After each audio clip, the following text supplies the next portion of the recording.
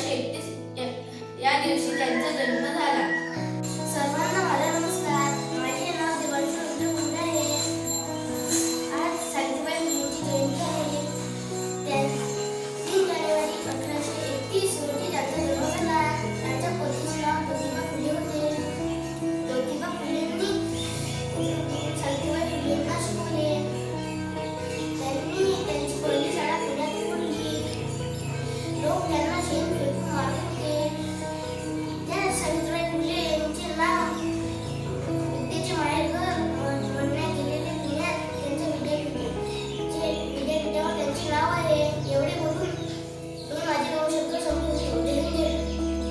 आज जिल्हा परिषद प्राथमिक शाळा अंबोरा या ठिकाणी आपण क्रांतिज्योती ज्ञानाई स्फूर्ती नायिका स्त्रीवादाच्या प्रणेत्या ज्यांच्या नावाने आज आपण महिला मुक्ती दिन साजरा करतोय अशा क्रांतिज्योती सावित्रीबाई फुले यांच्या जयंतीनिमित्त आपण सर्व जमलेलो आहोत. सावित्रीबाई फुले हे नाव उच्चारल्याबरोबर आपल्या समोर जे चित्र येतं ते चित्र म्हणजे जी प्रतिमा आपल्या डोळ्यासमोर उभी राहते ती प्रतिमा म्हणजे की अशी महिला ज्या महिलेने स्त्री शिक्षणाचा पाया रोवला.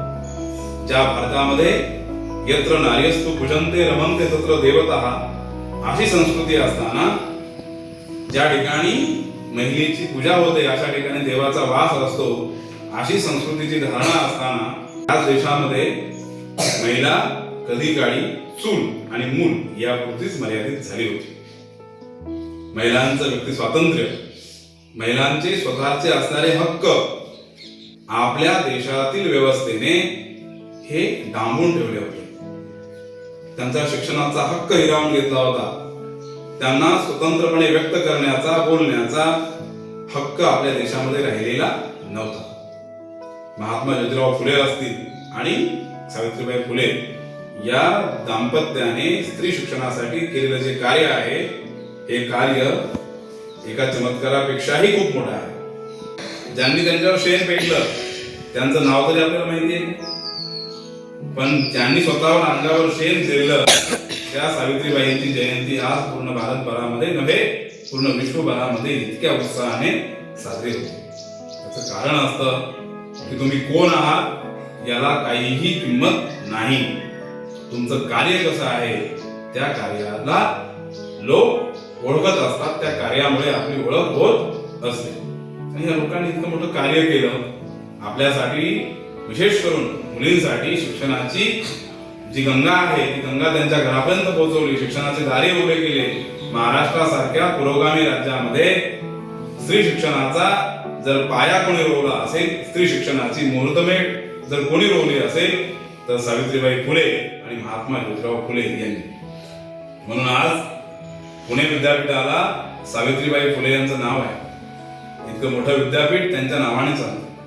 त्यामुळे कार्य जे असतं ते कार्य हे आपण लोकांसाठी केलं पाहिजे. आपण कार्य करत असू तर हे कार्य लोकांच्या भल्यासाठी असलं पाहिजे हा विचार सावित्रीबाईंनी मांडला. आयुष्यभर त्या जगल्या आणि स्त्री शिक्षणाचा पाया त्याने रोवून भारतामधील पूर्ण स्त्रीला मुक्त केलं.